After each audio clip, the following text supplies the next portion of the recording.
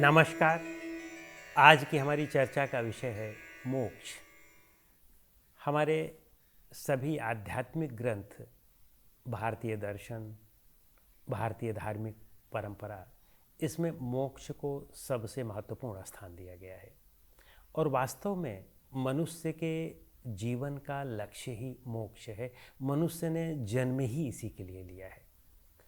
अन्य प्राणी, उन्होंने तो प्रारब्ध के भोग के लिए जन्म लिया है, लेकिन मनुष्य ने वस्तुतः प्रारब्ध के भोग के लिए नहीं, मनुष्य मूलतः अपने आप को मुक्त करने के लिए जन्म लेता है। तो जिन लोगों को अच्छी समझ होती है वे मुक्ति की ओर बढ़ते हैं और इसीलिए हमारे यहाँ पुरुषार्थ 4 प्रकार के माने गए हैं: धर्म, अर्थ, काम और मोक्ष। यदि हमें मोक्ष को प्राप्त करना है, जो हमारा अंतिम लक्ष्य है, तो हमें उसके लिए कुछ साधन करने होंगे। यानी मोक्ष ही सबसे महत्वपूर्ण आवश्यकता है। और मोक्ष का शाब्दिक अर्थ देखें तो मोह के क्षय को ही मोक्ष कहते हैं। जब हमारी संपूर्ण आसक्ति हट जाती है, हमें पूर्ण वैराग्य हो जाता है, तो वही मोक्ष है। यह कामना रहित अवस्था ही मोक्ष है। गीता में भी कहा गया है कि प्रजहाति यदा कामान सर्वान पार्थ मनोगतान आत्मन्य आत्मना तुष्टः स्थिति प्रज्ञस्दोच्यते।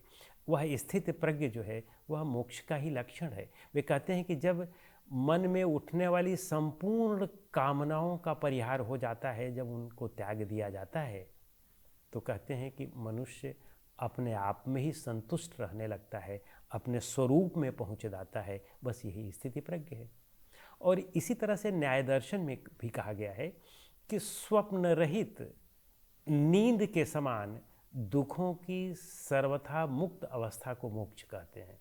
यानी जिस तरह से वह नींद जिसमें स्वप्न नहीं होते हैं, तो वह कितनी प्यारी और गाढ़ी नींद होती है, कितनी सुखदायक नींद होती है, यह नींद के बाद पता चलता है। जब सो के उठते हैं तब पता चलता है। उसी तरह से जब हम डेलिबरेटली जानबूझ करके अपने मन को सभी वृत्तियों से मुक्त कर देते हैं, तो वह मोक्ष की अवस्था होती है। हमारे यहाँ सांख्य दर्शन में मोक्ष को 2 रूपों में परिभाषित किया गया है। एक तो जीवन मुक्ति और दूसरा विदेह मुक्ति। जीवन मुक्ति के लिए वह कहते हैं कि सम्यक ज्ञानाधिगमात धर्मादीनाम कारण प्राप्तो तिष्ठति संस्कार वशाचक्र भ्रमिवत धृत शरीर। यानी जब सम्यक ज्ञान प्राप्त हो जाता है, पूर्ण ज्ञान प्राप्त हो जाता है, विवेक ज्ञान प्राप्त हो जाता है, पुरुष और प्रकृति के भेद का जब ज्ञान प्राप्त हो जाता है, तो वे कहते हैं कि सृष्टि के जो मूल कारण हैं वे अकारण हो जाते हैं। सृष्टि के मूल कारण क्या हैं? सृष्टि के मूल कारण हैं धर्म, अधर्म, अज्ञान, विराग, राग, ऐश्वर्य और अनैश्वर्य। तो ये अपने मूल कारण में चले जाते हैं। यानी प्रकृति अपने कार्य से विनिवृत्त हो जाती है, मुक्त हो जाती है।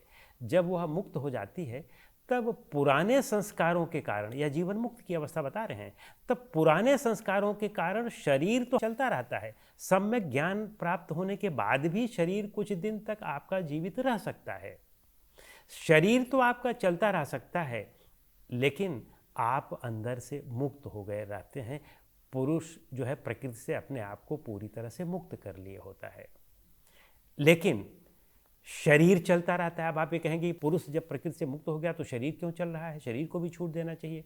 तो वास्तव में प्रारब्धवशात जो हमारा पूर्व प्रारब्ध है, पूर्व संस्कार है, उसके वश में होकर के शरीर तो हमारा कुछ दिन तक चलता रहेगा, क्योंकि यह शरीर, वर्तमान का शरीर तो पूर्व के प्रारब्ध से मिला हुआ है। तो पूर्व में जो हमने कर्म किया है उस हिसाब से शरीर का जन्म और मृत्यु निश्चित हुआ है। तो आज हमें सम्यक ज्ञान प्राप्त हो गया, तो वह तो हमें सम्यक ज्ञान आज प्राप्त हुआ, लेकिन जो प्रारब्ध के बस शरीर हमारा चलता रहेगा। जैसे चक्र भ्रमिवद, जैसे कुम्हार का चाक जब वह बहुत तेज चलता है तभी उससे मिट्टी के बर्तन बनाए जा सकते हैं, और जब आप मिट्टी के बर्तन बनाना बंद कर देते हैं तब भी वह चाक जो आपने बहुत वेग से चलाया हुआ है तब भी वह चलता रहता है। तो जब तक उसमें वेग रहता है तब तक वह चलता रहता है। जैसे फ़ैन है, आपने स्विच ऑन किया तो फ़ैन चल गया, बड़ी फास्ट स्पीड से चलने लगा, और आपने जब स्विच ऑफ किया तो उसी समय फ़ैन थोड़ी बंद हो जाएगा। उसमें वेग है, वो वेग कुछ देर तक चलता रहेगा, और जब उसका वेग समाप्त हो जाएगा तो वह रुक जाएगा। उसी तरह से शरीर का जो प्रारब्ध की वजह से जो वेग है, जब वह समाप्त हो जाएगा तो फिर उसको विदेह मुक्ति मिल जाएगी, और उसके पहले सम्यक ज्ञान की वजह से जीवन मुक्ति है। और विदेह मुक्ति के लिए वे क्या कहते हैं कि प्राप्ते शरीर भेदे चरितार्थत्वात् प्रधान विनिवृत्तो एकांतिकम आत्यांतिक उभयम कैवल्यम आपनोति। जब सम्यक ज्ञान प्राप्त होने के बाद और प्रारब्ध पूर्ण होने के बाद जब आपका शरीर छूट जाता है, तो कहते हैं कि चरितार्थत्वात् जब ऐसा सिद्ध हो जाता है, शरीर के पात होने पर, शरीर के छूटने पर, तो प्रधान विनिवृत्तो, प्रधान यानी प्रकृति मुक्त हो जाती है। फिर कहते हैं एकांतिकम आत्यांतिकम, आपको दोनों प्रकार की मुक्ति मिल जाती है, दोनों प्रकार का कैवल्य मिल जाता है, एकांतिक और आत्यांतिक। एकांतिक मतलब निश्चित रूप से आपकी, अब आप संपूर्ण दुखों से निश्चित रूप से मुक्त हो गए, और आत्यांतिक हमेशा के लिए मुक्त हो गए। अब आपको नया शरीर नहीं धारण करना पड़ेगा, क्योंकि आपने बीज को रोस्ट कर दिया, तो अब नया शरीर, आपका शुभ शरीर तो रोस्ट हो गया, तो अब नया शरीर नहीं मिलने वाला है, तो वही मोक्ष है।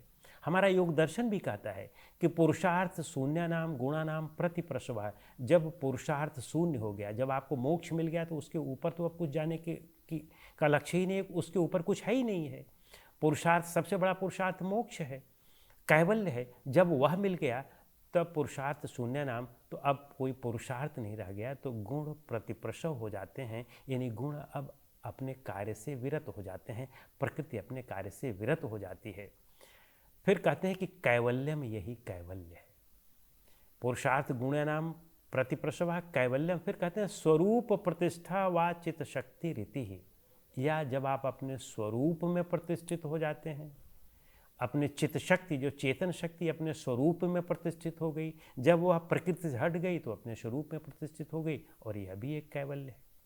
तो ये नहीं, मोक्ष और कैवल्य ये पर्याय हैं एक दूसरे के, या अपवर्ग, ये सब पर्याय हैं। निर्वाण भी उसी को कहते हैं। यानी जब आपकी संपूर्ण कामनाएं जल गई, संपूर्ण आसक्ति जल गई, तो वह निर्वाण है। और हमारे यहाँ योग सूत्र में जो सबसे महत्वपूर्ण बात है वह ये है, वो कहते हैं कि तदभावात संयोगा भाव हानम तदृशे कैवल्यम। जब आपकी अविद्या का अभाव हो जाता है, यानी अविद्या आपकी हट गई, तो प्रकृति और पुरुष के संयोग का भाव हो जाता है।